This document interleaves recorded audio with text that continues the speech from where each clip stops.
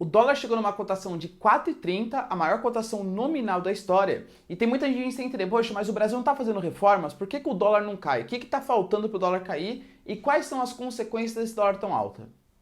Se liga aí no vídeo.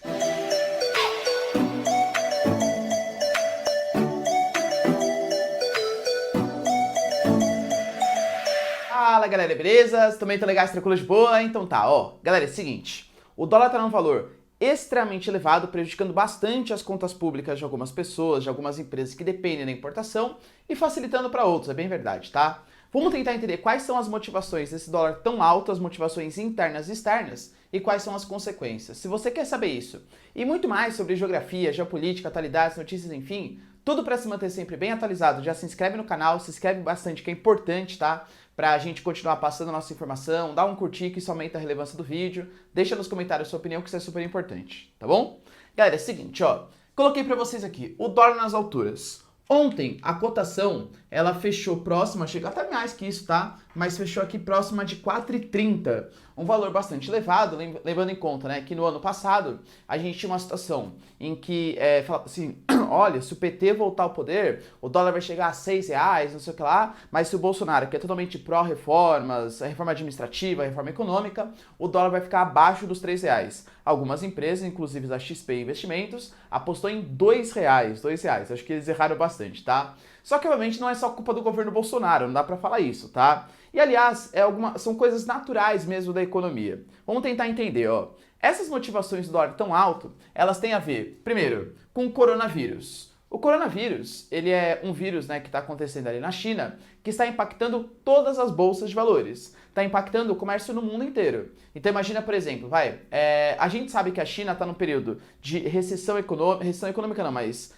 esticou o feriado, por exemplo, algumas empresas vão deixar de produzir, a troca de mercadorias vai ficar menos eficiente, e a China hoje é a indústria do mundo. Imagina, por exemplo, um investidor que ele está vendo que a China, que é a indústria do mundo, está num período um pouco mais de controle de gastos, e tem lá o Brasil, por exemplo, que tem o seu maior parceiro comercial, a China. E aí, será que ele tem confiança em investir no Brasil? Será que ele tem confiança, por exemplo, em abrir um negócio, em se tornar parceiro a partir da compra de ações da Bolsa de Valores de outras empresas? É bem possível que não. Então, as bolsas do mundo, elas estão retroagindo, elas estão em período de recessão, justamente por conta da China, que é a maior economia, a segunda maior economia e a maior produção industrial. E isso impacta, claro, principalmente países emergentes. Por exemplo, é nós, Brasilzão, que depende muito da economia chinesa.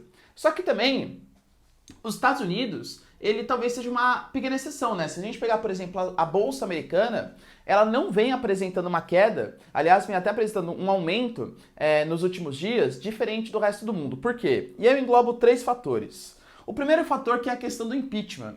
Não sei se vocês chegaram a acompanhar, mas o Trump ele estava passando por um processo de impeachment nos Estados Unidos. E o Trump, assim, tem muita gente que não gosta dele, gente que gosta, claro, mas economicamente ele está sendo super importante para os Estados Unidos. Teve uma queda do desemprego, uma retomada do crescimento econômico, coisas super relevantes. Tanto que, por exemplo, é bem possível que, independente de quem seja o democrata, se vai ser o Bernie Sanders, se vai ser o Joe Biden, enfim, que vai concorrer com o Trump nas eleições desse ano, é bem possível que ele perca, tá? Porque o Trump, ele tá com uma alta popularidade. A economia, geralmente, que é o motor da sociedade, né? Então, se a economia tá bem, independente do que o cara fale, se o cara tá empregado, se o cara tá consumindo, em geral, as pessoas tendem a votar nele, tá bom? Perdão. A gente pode colocar, por exemplo, a questão do emprego. Os Estados Unidos soltou alguns dados de desemprego no seu mercado ali, e a gente percebeu que o emprego nos Estados Unidos novamente está tendo uma queda bastante significativa, aliás. Ou seja, o desemprego ele está caindo. Isso está fazendo com que as pessoas ganhem mais dinheiro, as pessoas consumam mais, e isso aqueça novamente, né? Retome a confiança dos investidores estrangeiros nos Estados Unidos. Então a gente está tendo os Estados Unidos com um processo de impeachment que não deu certo no Trump, ou seja, o Trump que pro mercado é um cara bom para a economia, a retomada do emprego e o fim da guerra comercial, o acerto de contas. A gente já teve a assinatura da primeira fase do fim da guerra comercial. Provavelmente vai ter novas negociações em que a China promete importar mais coisas dos Estados Unidos, os Estados Unidos vai ter uma balança comercial menos desfavorável com a China. Todos os sinais estão dando conta que a economia norte-americana, pelo menos a curto prazo, vai estar super bem. Então imagina que você é um investidor. Você pode investir numa economia emergente, extremamente dependente da China, não bom, ou você pode investir nos Estados Unidos, uma economia altamente estável, num período de crescimento econômico e com uma série de sinais positivos. Mesmo com a taxa de juros bem baixinha nos Estados Unidos, o cara prefere investir nesse país. Tudo bem? E é coisa de lógica do mercado. Se o dólar sai do Brasil e o dólar vai para os Estados Unidos, é natural que, lei da oferta e da procura, o dólar aqui fique mais caro, ou seja, que a nossa moeda se desvalorize. Mas a gente não pode culpar somente as questões externas também, né?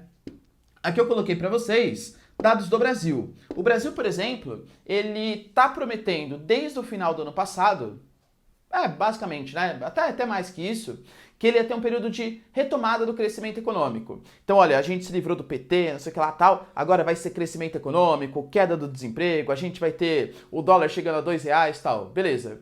E os resultados? Cadê os resultados disso? O desemprego, por exemplo, caiu, claro, mas a gente teve um aumento muito grande da informalidade, uma redução do salário médio dos trabalhadores e, ao mesmo tempo, o desemprego não está tão baixo assim, está em 11%, que é um desemprego bastante significativo. E aí? Onde que as reformas estão dando tantos resultados? Eu, particularmente, aqui vou expor minha opinião, né? Eu sou a favor das reformas. Mas, assim, com certeza, está muito abaixo do que o mercado pensava que as reformas iam fazer no Brasil. Ou seja, o Brasil está demorando muito para se recuperar, para ter a volta da credibilidade no mercado internacional. Aí é óbvio que os investidores veem os Estados Unidos ótimo, o Brasil com uma queda de confiança, o cara coloca o seu dinheiro nos Estados Unidos. A gente não pode esquecer também da queda da Selic. A gente teve de novo, né, mais um fator histórico economicamente. 4,25 chegou a Selic. Professor, isso é bom? Isso é bom, assim, tem parte boa e parte ruim, né? A parte boa da queda da taxa Selic é que as pessoas vão ter mais facilidade no crédito e uma das coisas que dificulta o crescimento econômico do Brasil é que a gente não está pegando dinheiro emprestado, a gente não está tendo favorecimento do crédito. Com essa queda da taxa Selic, naturalmente as pessoas vão pegar mais dinheiro emprestado, elas vão consumir mais e é natural que haja uma expansão do consumo. Tá certo que ainda existe, né? Como existe um oligopólio muito grande de bancos, tal, ou seja, poucos bancos concorrem, eles acabam tendo um spread bancário muito grande. O que seria esse spread bancário? É a diferença entre a taxa básica de juros, né, que é a taxa Selic, e o que os bancos realmente cobram. Por quê? Porque os bancos sabem que eles não precisam seguir a taxa Selic. Por quê? Porque como tem pouca concorrência, eles podem colocar os juros em 10%, 11% e tal. Então uma das maneiras para retomar o consumo seria atrair mais bancos também. Isso é uma coisa super importante, tá? Mas é um papo para outro vídeo, porque o protecionismo no sistema bancário brasileiro ele é muito grande, infelizmente. Só que do mesmo jeito que incentiva o consumo, essa queda da taxa Selic faz com que os investimentos em renda fixa aqui no Brasil, eles fiquem menos atrativos, inclusive para os investidores estrangeiros. Então o investidor estrangeiro olha, bom, eu poderia colocar o dinheiro no Brasil se a taxa de juros fosse alta, porque pelo menos a rentabilidade seria boa. Mas agora, com a taxa de juros baixa, existem outros países que têm uma estabilidade econômica muito mais significativa. Então o cara prefere colocar dinheiro ou num país mais arriscado, mas com uma taxa de juros muito grande. Vou dar um exemplo meio que absurdo, tá? Porque a Argentina, por exemplo, a Argentina é uma taxa de juros gigantesca. É que daí eu peguei um caricato demais, porque dificilmente, mesmo com essa taxa de juros muito grande, como a Argentina está com uma confiança muito abalada no mercado, mesmo assim as pessoas preferem não investir lá, tá? Ou então coloca nos Estados Unidos mesmo, que com uma taxa de juros baixa, mas com uma estabilidade econômica sensacional, percebe? Então, essa conjuntura de fatores do mercado interno brasileiro, ou seja, cadê o crescimento e a queda da Selic e a todo esse cenário externo estão fazendo com que o dólar fique lá nas alturas, tá?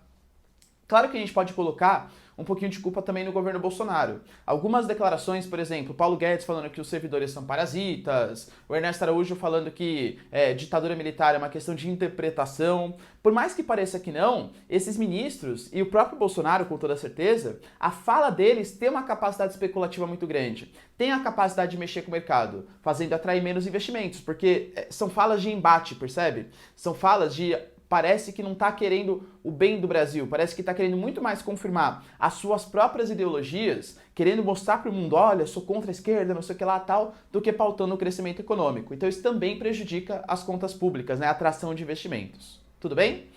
E pensando nas consequências. A consequência para o Brasil. Com certeza, o agronegócio está assim, muito feliz com isso. Porque se o dólar está muito valorizado, quer dizer que o real está desvalorizado, quer dizer que para comprar produtos brasileiros, os estrangeiros vão pagar em real, ou seja, bem baratinho. Ou seja, os estrangeiros vão querer comprar muita soja, muita laranja, sei lá, muita cana e por aí vai. O agronegócio brasileiro vai se dar muito bem com esse dólar aqui nas alturas. Aliás, o que vem mantendo a nossa balança comercial bastante positiva nos últimos tempos é justamente o setor primário. Por quê? Porque o dólar está muito valorizado, o real desvalorizado, tá bom? Só que em compensação o Brasil é um país que ele depende muito da importação de produtos, principalmente produtos caros, produtos de alta tecnologia, maquinários, equipamentos, juros, tal.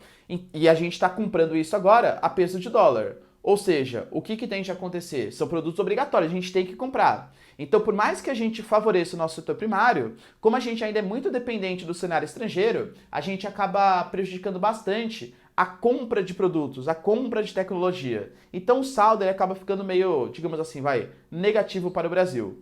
Por isso que o Ministério da Fazenda, agora o Ministério da Economia, ele tem que pensar muito bem qual vai ser a taxa de juros, quais vão ser as medidas econômicas, para fazer com que a moeda não fique nem muito valorizada a ponto de prejudicar as nossas exportações, mas nem muito desvalorizada a ponto de prejudicar as nossas importações. É uma equação difícil de fazer, mas convenhamos, o cara se propôs a isso. Beleza, galera? Deu para entender toda essa problemática acerca do dólar? Por que o dólar está tão alto? Se vocês curtirem então, galera, já deixa seu like, isso é super importante, tá? Aumenta a relevância do vídeo e tudo tal. E é isso aí. Beijos, abraços e tchau!